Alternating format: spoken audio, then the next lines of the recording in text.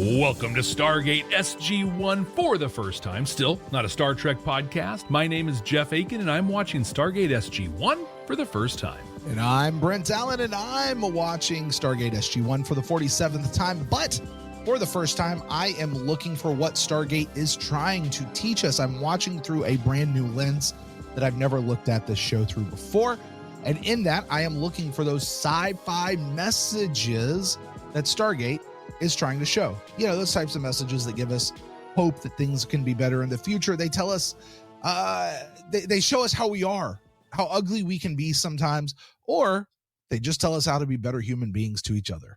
Ho, ho, ho! It's the holiday episode called Holiday that we're watching today. I'm all in on this being the Christmas or holiday period episode. Why? Why do you think it's the Christmas holiday episode, Jeff? Well, it's called Holiday. And it, I believe, if I am tracking release dates right, this would have come out on December 23rd of 98. Okay. No brainer on it being Christmas. And we're going to dive in. We're going to see Tilk. How does he hang out in the SGC when it's a holiday? What's O'Neill do? We're going to get this is going to be kind of a pause in the stuff, of hey, it's just a get to know you kind of a thing.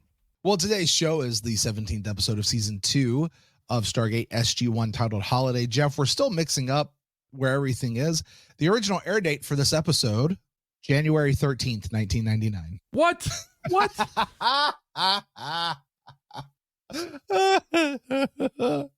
Is it they're celebrating Martin Luther King Jr. Day? There you go. Let's go with that. So this is several weeks after the 5th race, matter of time, whichever way you throw all that. Jeff, I do want to tell you just a little bit about this episode without lending too much into spoilers. Okay. So in this episode, we're going to meet a new character named Machello. Machello is played by a very special guest actor. I'm not going to say who it is. I want you to figure it out. Okay. And if you don't, then I'll tell you when we get on the back end of the show. Now, my guess is you won't get it, but you might. Interestingly, Machello's backstory, while not detailed here in this episode of SG-1, not super detailed, was really detailed out in the official Stargate SG-1 RPG rulebook. Oh, wow. For their season 2 game, Friends and Foes. Also, just a side note, this episode was nominated for a Gemini Award for Best Achievement in Makeup. They're gonna eclipse the spirits with their little flappy nose things. That was woo. Well, with that, Jeff, it is time for us to go watch this episode. If you're new and just joining us for the very first time, first of all, welcome. You're amazing. How this works is Jeff and I are going to go watch this episode together right now. If you're hanging out with us on YouTube, just stick around. You don't have to do anything. The reaction to this episode is coming up. If you're on Patreon or you're not on Patreon and you would like to catch the full unedited version of this reaction, that's where you can do that is at Patreon. That's patreon.com/Babylon5 first, or check out the show notes for the most updated link. If you're listening to the audio podcast on a podcasting app, you're about to gate into the future. We're going to jump ahead. You'll meet us where we will have watched the episode where I'm going to share my for the first time reaction. Brent will share any sci-fi messages he picked up. What do you say we do this? Let's go on Holiday. Chevron 7 locked.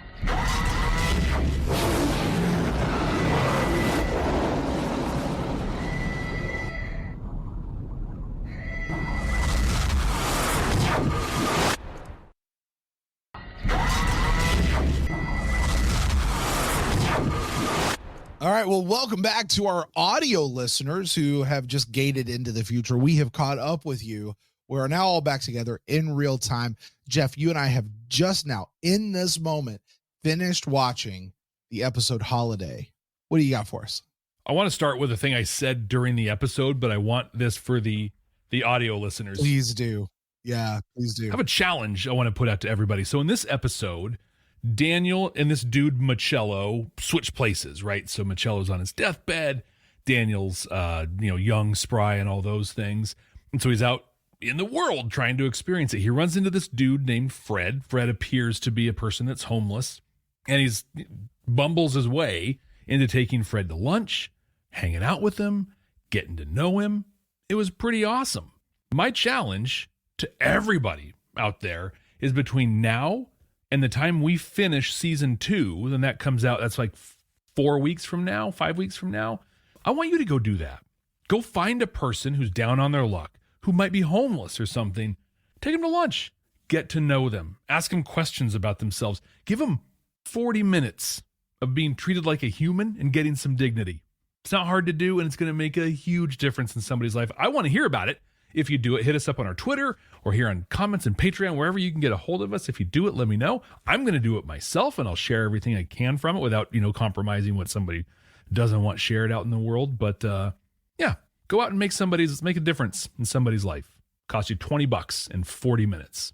I want to give folks another practical way to do what you just said. Oh, okay. I understand, guys, sometimes grabbing somebody and trying to get them to go with you to a restaurant to sit down and have a conversation might be weird, might be awkward. They might say no. Here's another way to do exactly what Jeff just said, because I love your challenge, Jeff. I'm going to challenge you to do what my kid does. Our Babylon 5 listeners may have heard this story before, but my kid, my 11-year-old, who just has the biggest, most generous heart of anybody I've ever met. He really does. In both my car and his mom's car, he keeps a bag just in the console always. And in this bag is a bottle of water, just a yay big or so, not super big bag. But he keeps a bottle of water. He keeps some sort of a snack, a granola bar, candy bar, something like that, packet of gum. But he also has like some toothbrush and toothpaste, and maybe he's got like a crossword puzzle, and he has different stuff like that. And he keeps that in there. And whenever he sees a person that's homeless, he takes that bag to give to them. And so a real practical way, keep one of those in your car. And whenever you see one, you literally can just walk up to the person and say, hey, listen, I don't have any money to give you. I don't have money, but I would like to give you this.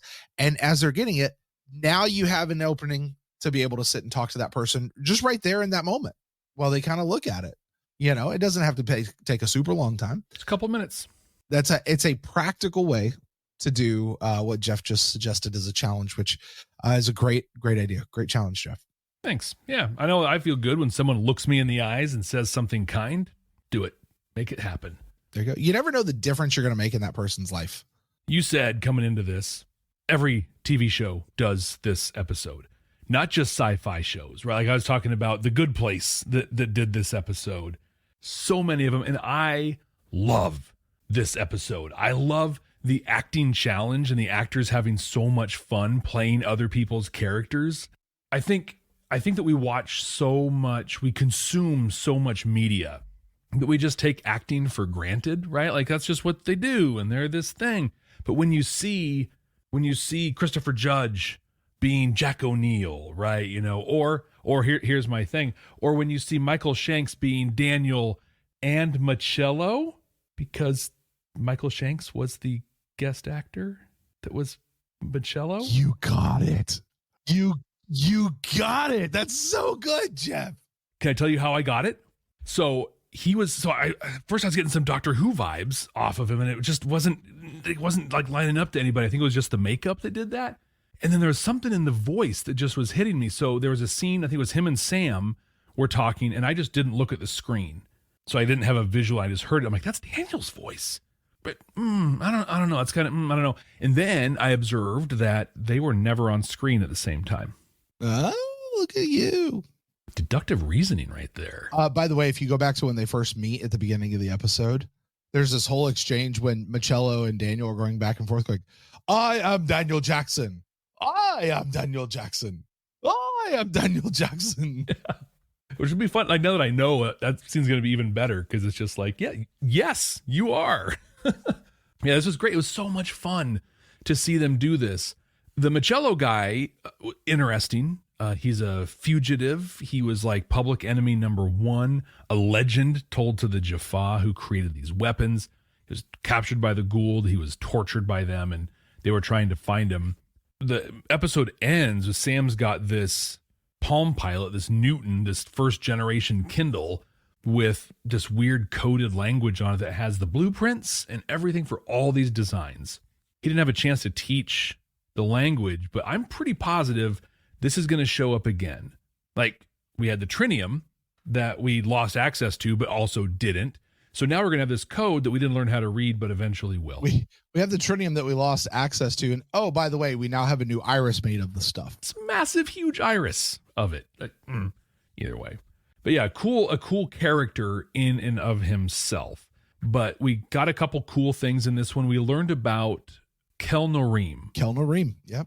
Up until now, my understanding was Jaffa have their Gould in them, Junior, and that basically replaces their immune system. Something bad goes down. That is truth. Goes in and attacks it. This added a piece to it that there are times when you have to enter this state of deep meditation. You go into your own mind. Kelnorim, and that kind of lets the Gould do its thing. It's literally what the Vulcans do. It's the same deep state of meditation, that helps to rejuvenate you and set your mind right. Stay with us. We'll be right back. Before we gate into the rest of this episode, did you know you're missing most of the content from this podcast? Stargate SG-1 for the first time has an active and exciting Patreon that you can join right now by clicking the link in the show notes. Not only will you get access to the full, unedited podcast and reaction videos, you'll also be able to join a growing, vibrant, maybe even an intergalactic community. Subscribers even get access to all of our content from Babylon 5 for the first time. Don't miss out on this content and the amazing people. Just click the link in the show notes. Tilk thinks you should do it right now. Indeed.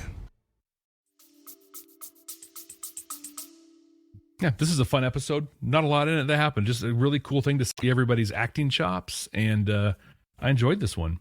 What I'm looking forward to, because I know they're in this one.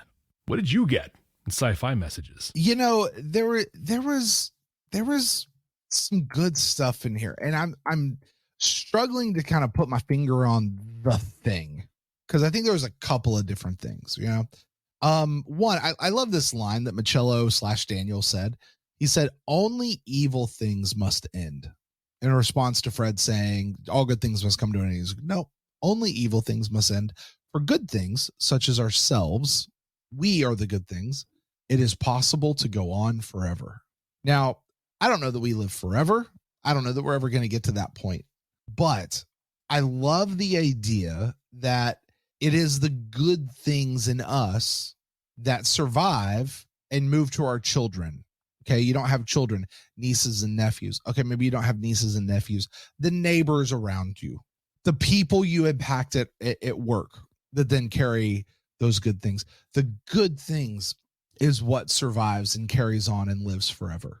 Is that at all what the show was saying? No, it's just I heard this and I attached it to this thing and made that sort of a deal. But I did love that line. Only evil things must end. For good things, such as ourselves, it is possible to go on forever. That was great. He also says this. He says, "I used to fight, but I no longer want to fight. I only want to eat hamburgers and ice cream and hang out with my new friends." Like, I love that. The idea that you have an old soldier, a guy that an entire planet kept hidden, a guy who fought, who did everything he could. He was, as you said, public enemy number one to the bad guys. He was the resistance, and he's like, "I don't want to do that anymore. I've done my fighting. I'm past that. I'm done." I love the fact that he just says, "I don't want to fight anymore." Now, in some cases, and I want to issue a not a warning, but what I don't think this is. I don't think this is a person abandoning his post. Agreed. You know what I mean? I don't think this is a person just leaving the fight to leave the fight and just say, screw the rest of the world and the rest of the galaxy and the rest of the universe. I don't care. I'm going to go do my own thing. I don't think it's that. I think he's just saying, he's hit that spot where he goes, "I don't want to fight anymore. I don't want to be all about this." What does he want to do? Eat hamburgers and eat ice cream. Heck yes. And frankly, he's a little too old to still be fighting.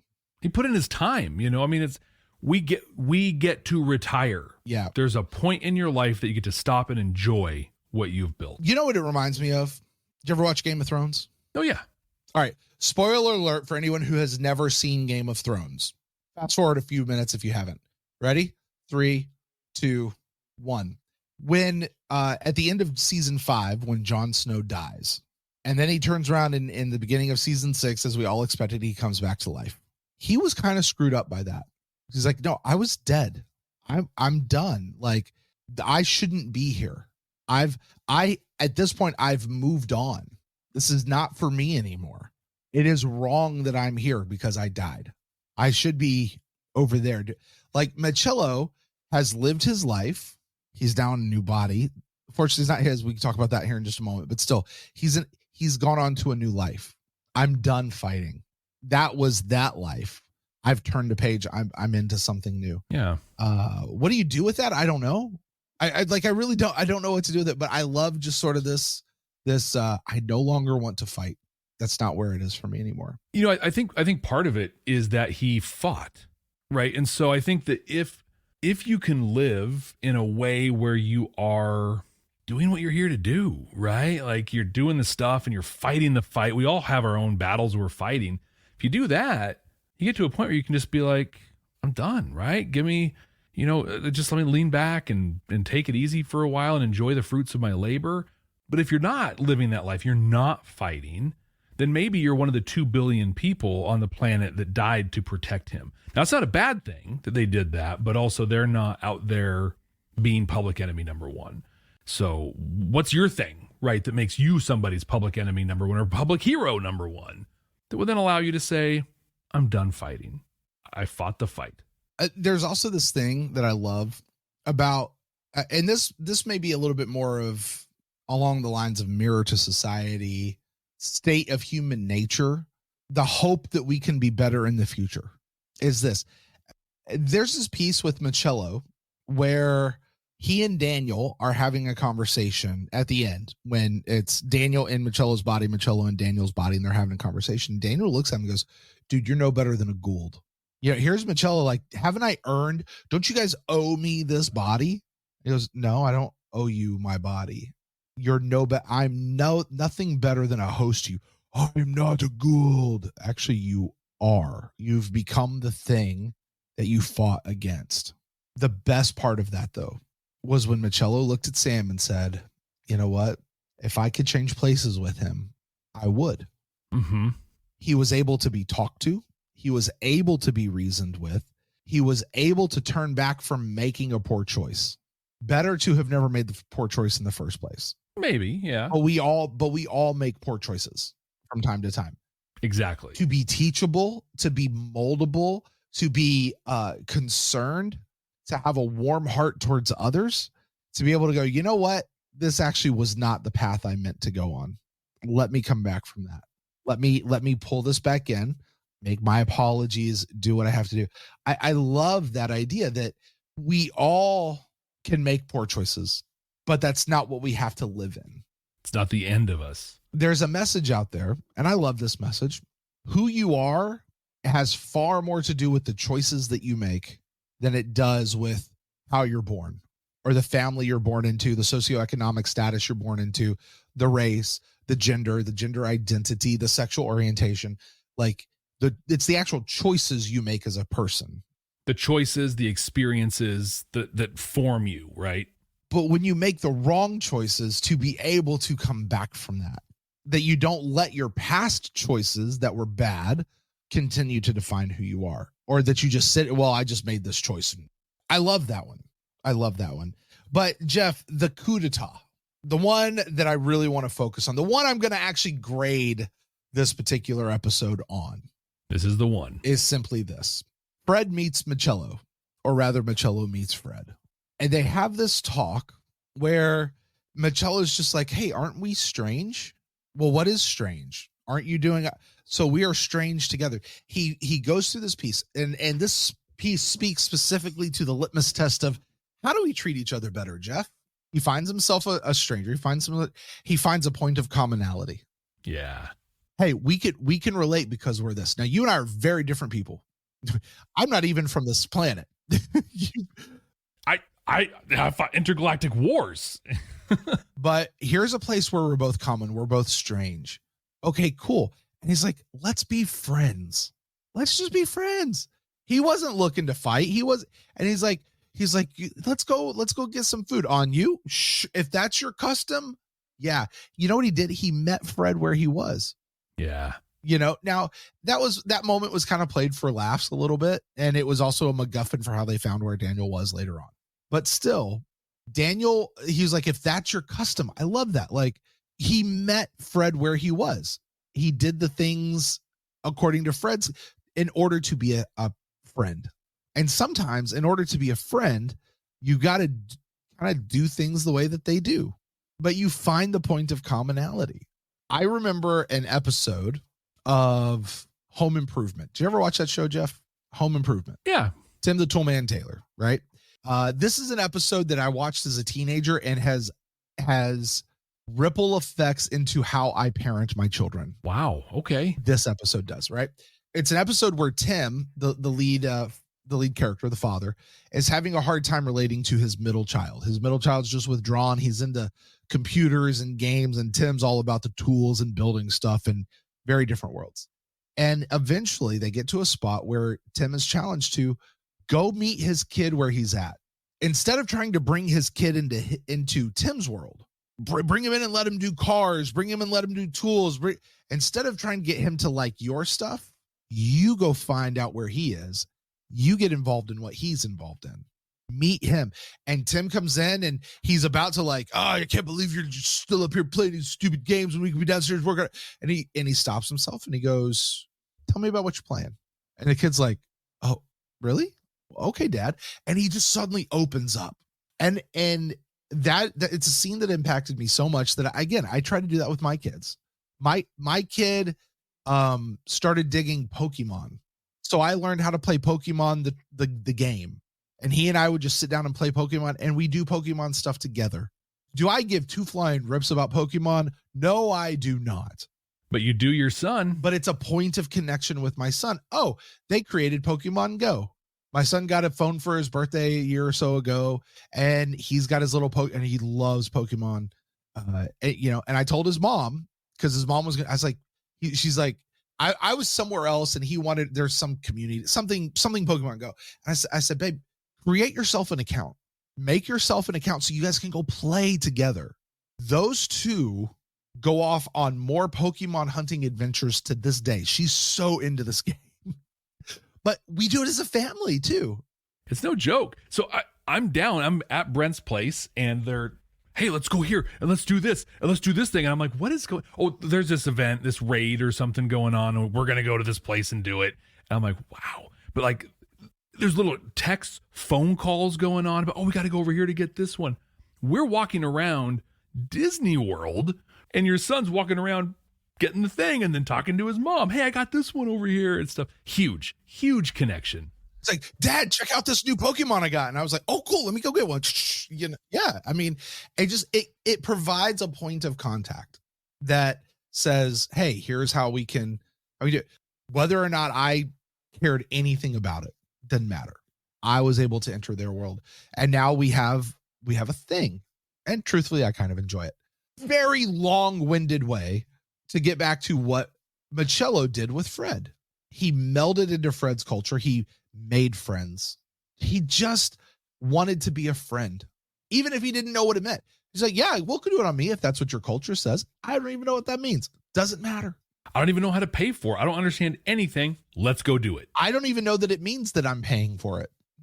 For all Michello knew, they were going to like lay him down on the ground, put food on his belly, and they were going to eat the food off of him. Right. Do some nude sushi. Yeah. Right. So anyway, with that being said, I love that. I loved that whole piece. Didn't you feel for Fred when he's there, like Daniel's getting arrested or Michello's getting arrested and Fred's like, man, don't hurt him. Like, don't hurt him. You're like, dude, that's his buddy. That's his friend. And now like, I'm worried about Fred because Daniel doesn't know about Fred, but Fred's going to be like, dude, what happened to my friend, man? Like, I'm like, he made a friend. Anyway, that being said, Jeff, it falls to me to rank this up, rate this episode on a scale of 0 to 7 chevrons, talking about this message, how strong the message is, honestly, quality of message, how much I enjoyed the message, how much that message is in this episode. Jeff, this message was in there. Was it what the episode was about? No. Is it something that happened? Yes. Is it an intent of the writer to put that in there? I believe so. On a scale of 0 to 7, so let's see here, halfway is 3.5. I think this is better than halfway. Would it be fair to give it 4? Maybe 5? Like, I think it was a good message. Good, solid, strong message. Lots of other little things peppered in here and there. Yeah, I like this one. I'm going to go 4 chevrons on this one, Jeff. That's a good one. I like that a lot. Great. Had a lot in it. You know, we talked a lot about this one, but also the value of human life and so many other little things peppered in. I think that's a great rating. Well, Jeff, I misspoke a moment ago and said that I do the ranking. I don't do the ranking. I do the rating. You, my friend, however, do the ranking. It falls to you, my friend, to place this in our SG1 Season 2 100% completely accurate, definitive, and immutable ranking. Our current top 5, Jeff, is the 5th race, Serpent's Grasp and Serpent's Lair, Secrets, Thor's Chariot, and Spirits, followed up by the Toker Parts 1 and 2, In the Line of Duty, Touchstone at number 8, Message in a Bottle, and our episode from last week, Matter of Time, rounding out the top 10. Jeff, where do you place this episode, Holiday? Struggling a little bit. Just as I'm looking at this, I think, okay.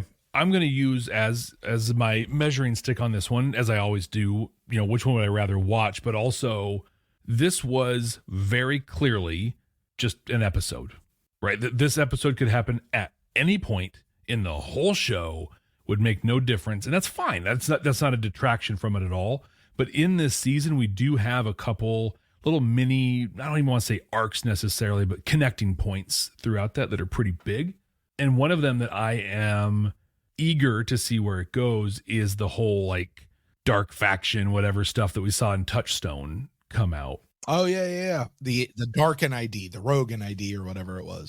I think has a lot of potential to be a good storyline. So I'm going to lean on that becoming a cool thing, and I'm going to make Holiday our new number 9. Wow. Right underneath Touchstone, but above Message in a Bottle.